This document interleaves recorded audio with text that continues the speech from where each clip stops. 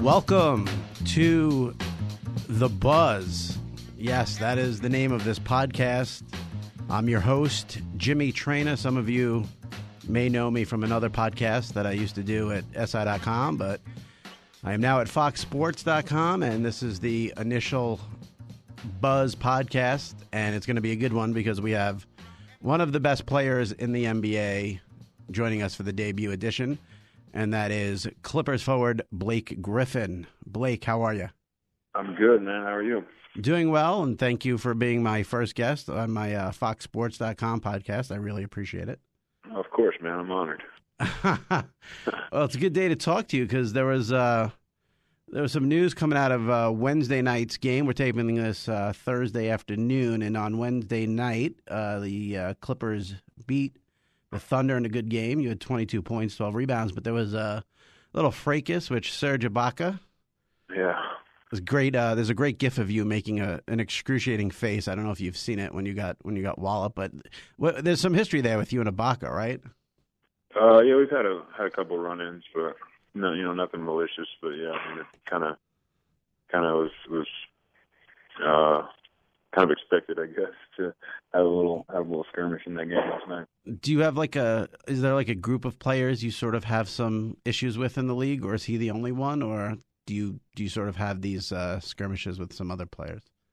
I mean, there's always guys that you have some skirmishes with here and there, but I mean, it's nothing like predetermined or anything like that. It's just some guys are more physical, and when both guys are physical, it just kind of escalates to that point, I guess your teammate Matt Barnes made some waves because he got ejected and then sent out a tweet during the game, which wasn't allowed, and the tweet had some controversial language, and then he deleted the tweet. Have you talked to Barnes? I mean, the interpretation now is that Barnes is sort of mad at you and his teammates because he's sticking up for them. What's the deal with that? No, you know what? To be honest, I really don't think that's how it sounded.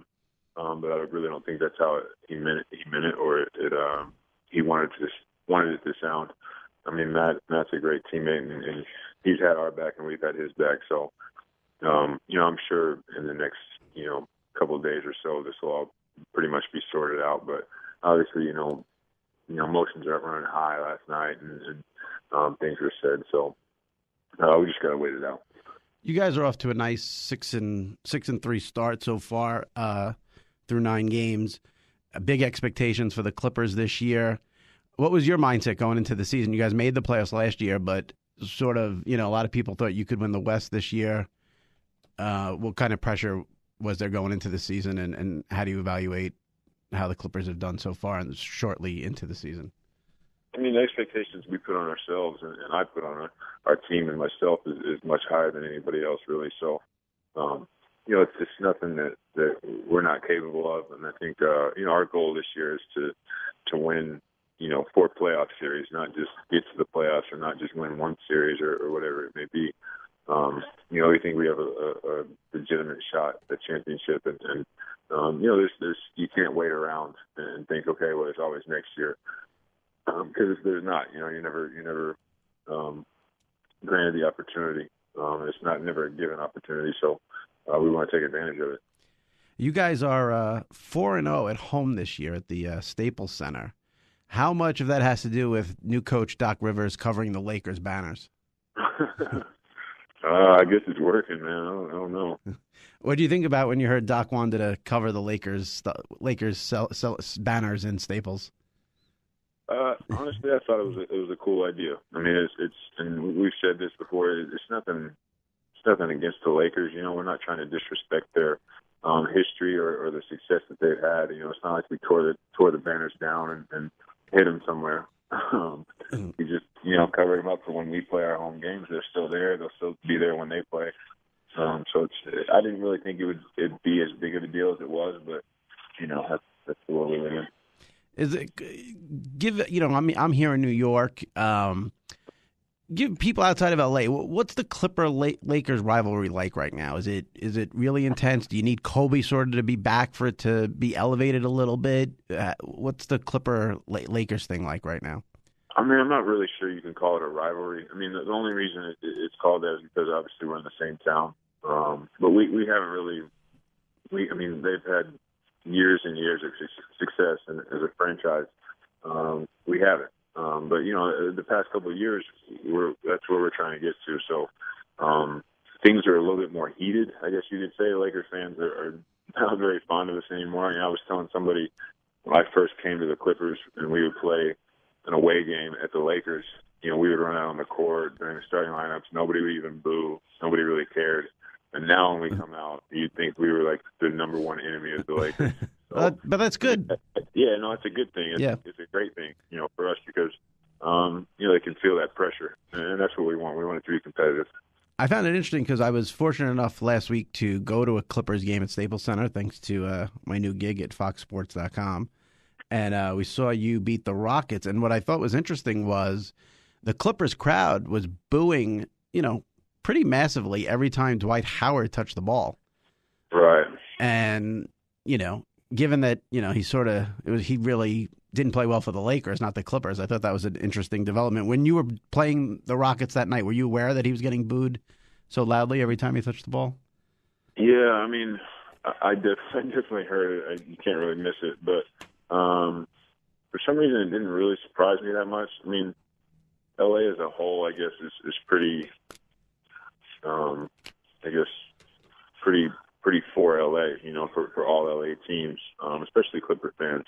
It's not that, we would cheer for Dwight just because he played for the Lakers and now he's gone. Right. But yeah, I mean, it's interesting. Whenever guys leave teams and it's a big story like that, I think fans always kind of just want to have the tendency to boo them, obviously, rather than applaud. You're costing some people some money lately, I noticed, because Harden got fined for a flop in that game against you. And right. Mario Chalmers got fined $15,000 for a forearm to your throat. And who knows what's going to happen with Ibaka now or something like that. Why are you getting involved in all these things?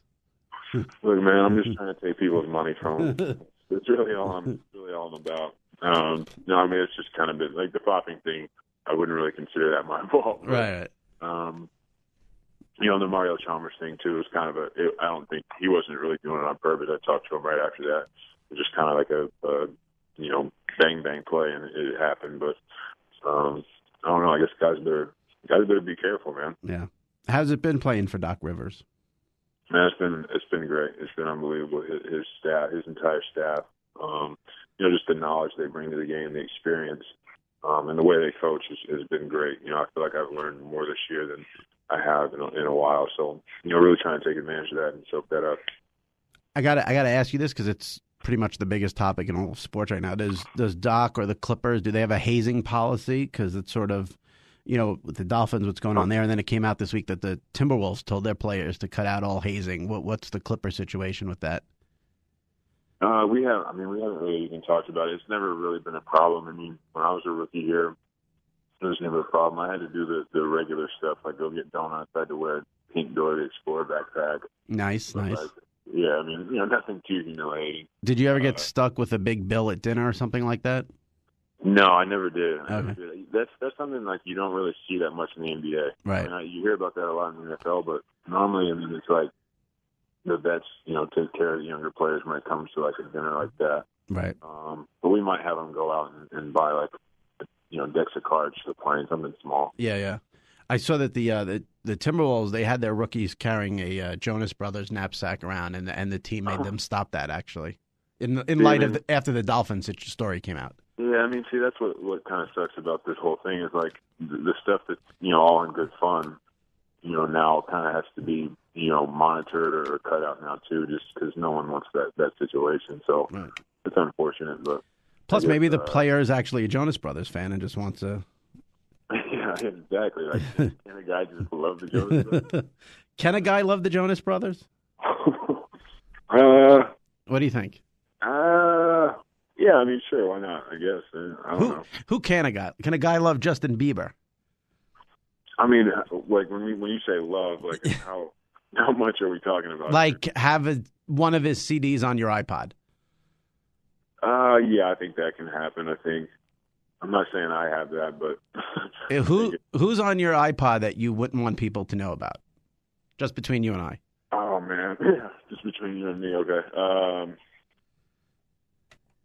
Let's see. You know what? I'm not really proud of this, but I have a decent amount of Katy Perry songs.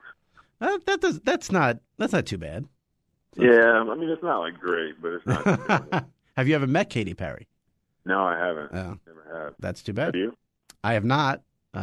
But she seems like she'd be someone fun to meet. Yeah, for sure. I just haven't really seen her. I don't really cross paths with those people, you know. Well, you're in L.A. Yeah, but I'm just like, when I'm in LA, I'm like at my house. I'm like at the gym, and Staples Center. That's about it. You know, I don't really get out into that area as much. And you're also a new dad, so Yes. I guess that sort of puts a gives you a little problem with free time. Yeah. How's being a dad? Bit. It's awesome, man. It's been fun. It's been surpassed my expectations.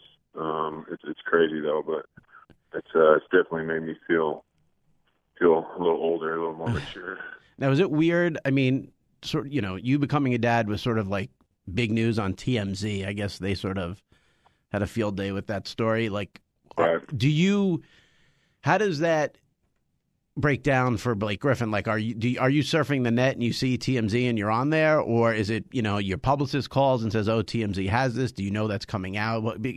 How do you get wind that you're TMZ fodder? Somebody just told me. I mean, the thing about it was like it wasn't like a secret. Like people knew, like all friends and family knew. Oh, okay. Obviously, yeah. It wasn't like I wasn't like keeping it. It's like a huge secret. Right. It just like, I guess like the TMZ world didn't know, so they wanted to do that. So I mean, I can't remember. I think somebody called me and told me it was on there. But I mean, honestly, like I really didn't care. Yeah. I mean, as long as everything was truthful, you know, which whatever. Well, I know that the sports blogosphere sort of had a little fun with it because I guess the mother of your child had a child with Matt Leinart, so like there's a sports connection there. So then it became a sports sort of story. Right. So, but obviously, so all's good there with your new baby. So that's good to hear. All's great. All's great.